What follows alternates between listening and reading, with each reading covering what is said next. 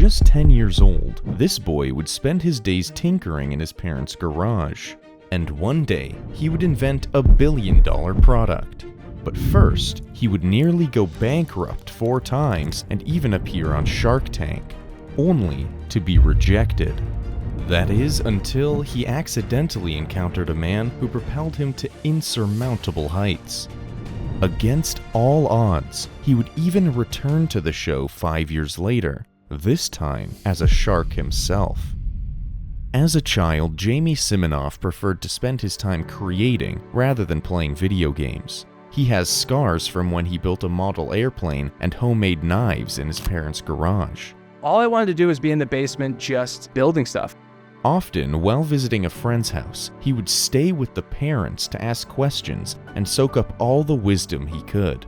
My friends would all be, down on the couch playing games, and I'd be like with the dad talking to them about business. In one of those conversations, the richest man in town told Jamie that all of the most interesting and successful people he knew went to Babson College in Massachusetts. So that same day, he went straight to his high school counselor's office. And I'm like, I'm going to Babson. How do I get in? What do I got to do? Wow. That was it. I heard that from this guy and I was in. It was the perfect place for him to continue honing his creativity. First business at Babson was called Gadgetronics. Gadgets and electronics together. He partnered with a classmate whose dad owned an electronics store. So I'd buy the electronics from her dad at cost and then sell them on the campus. Then there was his other venture, where he would put up flyers advertising that he and his new business partner would do any job for $15 an hour, which they would then hire other students to do, paying them $10 and keeping the difference for themselves. Next, he went on to compete in the Muller competition, where $5,000 was awarded to the student that developed the best business plan for an entrepreneurial venture. He created a self-storage business plan and won. Then I won the Muller Prize, which is, to me, it was the Super Bowl of Babson. Even though Jamie had experience thanks to the Muller competition, he was still new to the world of creating business plans. When the friend of a friend asked if he would create the plan for a hot dog business they were opening, he overcharged, thinking they wouldn't hire him. Sure, for $10,000, I'll come do this. And they said yes, and I'm like, okay, done. For $10,000, I'll do anything. And this sparked his next business venture. Because I didn't like doing it, I kept sort of raising my price, and people kept paying it. Which led him in early 2000 to begin working overseas for international clients. And it was a chance encounter while on a layover that allowed him to meet someone who would one day help catapult him towards his billion-dollar success. Before we continue with Jamie's story, we wanted to thank today's sponsor, Endel. Endel is an environment-based app that takes everything we know about sound and combines it with cutting-edge technology. The result is real-time, personalized soundscapes designed to help you relax, focus, and sleep. Their patented tech is AI-powered, informed by science with science, and is backed by science. Endel's soundscapes are based on neuroscientific and psychoacoustic principles.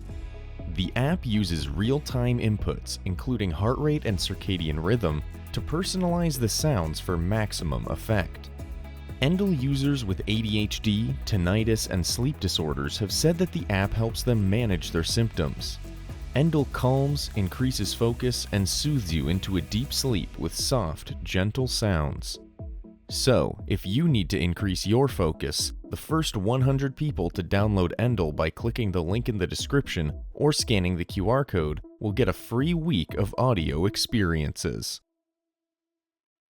So I go in the elevator, I'm like tired and I'm a little buzzed, and guy walks in, he's like, floor, whatever. I'm like, what floor? And he says, you're American. And I said, yes. And I look up and I said, you look like Richard Branson.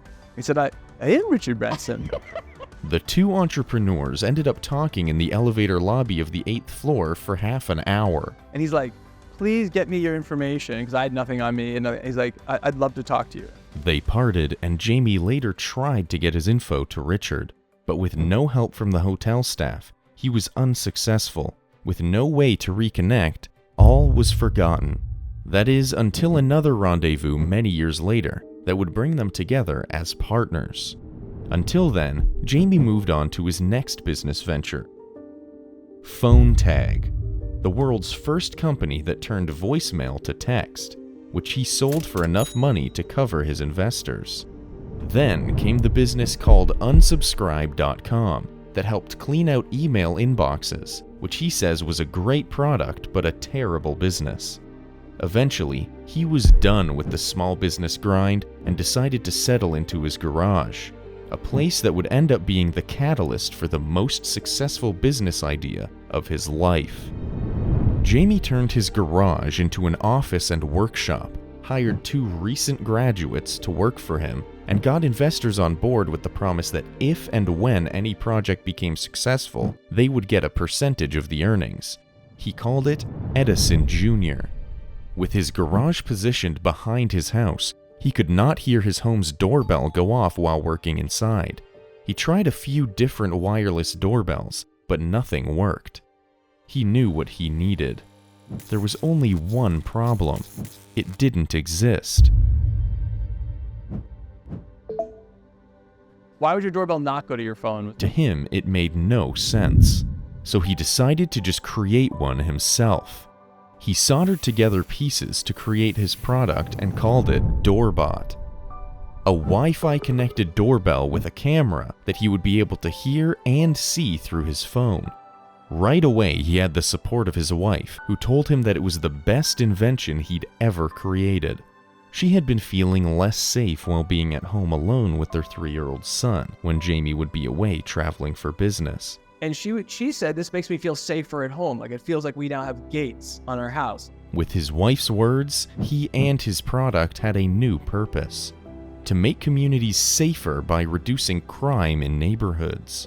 This is something that we realized we could actually prevent crimes before they happen by delivering presence into neighborhoods. With alarm systems, they only told you of the crime after it was already in progress, whereas with Doorbot, his customers, or as he prefers to call them, his neighbors, have been able to stop crimes before they happen. After creating the product, he went through multiple bouts of financial difficulties both with the company and personally. There was like 3 of us building this thing. We had no idea what we were doing. We had no cash to do it. We just scraped along. The business should have died multiple times. We almost went bankrupt 4 times in the company. Looking back, I almost definitely went personally bankrupt with it, and probably would have lost the house that I had the garage in. 4 years went by from the invention being born to it actually being able to come to life, be marketable, and go out into the world. But it was like disgustingly brutal. Thankfully, he refused to give up, because Jamie's saving grace came to him in an unlikely way and at the exact right moment. In the summer of 2013, a friend told him that Shark Tank was looking for bigger products to have on the show. Jamie figured, being almost completely broke at the time, he had nothing to lose. So he decided to send a blind email to the show's producer, asking if they'd be interested in his product. And they said, wow, this looks great, and send in an application. He applied, got accepted to appear out of tens of thousands of other applicants, and in September of that year, drove to LA to shoot his episode. Asking for $700,000 for a 10% stake in the company, he showed the sharks how it worked and emphasized the mission behind the product: making neighborhoods safer. Because all burglars ring the doorbell first. Yeah. You know what, though, Mark? That's actually true. Burglars are not usually violent criminals. Jamie made a stand that his product, with its voice and video features that connect to your smartphone, would help reduce crime. He then told the sharks that Doorbot had made $1 million in sales since its launch through their website, a mere 9 months prior to being on the show. But one by one, for different reasons, the sharks admitted to being out until there was only one left: Kevin O'Leary, who offered Jamie a deal he simply couldn't accept. So Jamie went home with nothing. I went back to my garage broken. So it was a tough day. I mean, I think this is where people want to hear that, I just knew I was gonna make it. The drive home sucked because it's not even like when your office is in your garage, failure is like a double hit. Yet, he was simply too invested to give up. I had everything in it that all I could do was keep going. He knew that if he were to stop at this point, it would be the end of everything. Despite walking away without a deal, Jamie credits the show with being what saved Doorbot, thanks to the credibility and awareness that came with it. And with the surge in success and because of the ring of protection the company stood behind, the product and company was rebranded as Ring in September of 2014, when it launched its second generation of the product. But Shark Tank wasn't the only thing that secured the company's success. An old acquaintance was about to come back into Jamie's life. Sir Richard Branson, the man who spent half an hour of his time talking with a 23-year-old starry-eyed Jamie years before, was about to become an investor in Jamie's still floundering business. And it was all thanks to Jamie's persistence and marketing know-how. He had been flying around installing rings on the homes of influencers in an attempt to cast a wider marketing net for the product. And it was one of those influencers who introduced the product to Richard while on a trip to his island. After describing how it worked, Richard was hooked, and he knew he wanted to get his hands on the product and give it to his friends as a gift. He and Jamie were reconnected, and during their conversation, he told Richard about the company's mission to reduce crime and keep neighborhoods safer. Richard was blown away and immediately wanted to invest, and sent out an associate to meet with Jamie that weekend. Richard said, I'm investing because this makes neighborhoods safer. And that was like, that credibility of Richard saying that really turned the whole thing. But Sir Richard Branson wasn't the only big name to invest in Ring.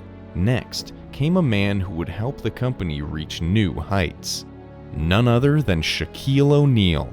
He purchased the product for himself at Best Buy, and during the Consumer Electronics Show, made it a point to meet with the product's CEO. Shaq met with Jamie and loved the product and what it stood for. They've been working together ever since. But Richard and Shaq were only the beginning of the success Ring would see. There was something big around the corner. Jamie had been working with Amazon for some time, and would often tell them that he would either be going public or sell to them. And it was because the only company that I felt would really take the mission, and allow us to keep executing on it and stay true to it was Amazon. So when Amazon approached Jamie to sell, he was on board right away.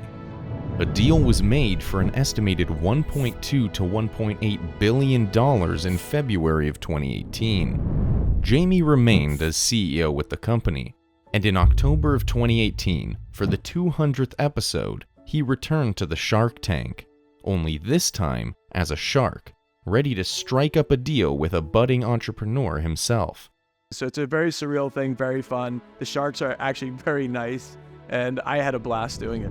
More recently, in March of 2023, he stepped into the role of Chief Inventor, where he will be able to spend more time doing what he is passionate about. Ring has remained true to its mission since its launch. Today, we probably put in jail about one person per day off of our network, and we probably prevent about 100 burglaries a day. And the success has continued to grow to new heights. We're in over 16,000 retail stores in the US. Jamie now has a personal net worth of around $400 million, and Ring is estimated to be $1.8 billion with a yearly revenue of $415 million.